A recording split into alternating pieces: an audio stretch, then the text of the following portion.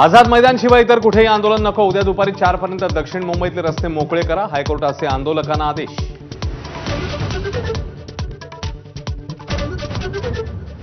जरांगेंचं आंदोलन हाताबाहेर गेलं. हायकोर्टाची टिप्पणी. कोर्टाने कर्तव्य पार पाडलं. अंमलबजावणीची जबाबदारी सरकारची. हायकोर्टाचे आदेश.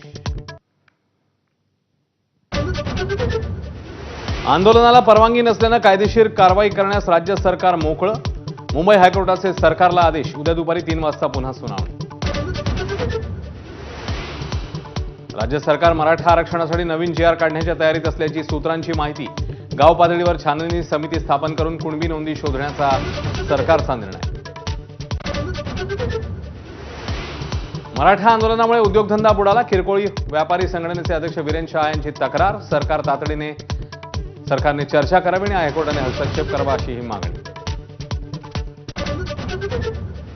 मनसेतून बडतर्फ केलेल्या वैभव खेडेकरांचा भाजप प्रवेश होणार. अनेक कार्यकर्त्यांसह 4 सप्टेंबरला कमळ हाती घेणार.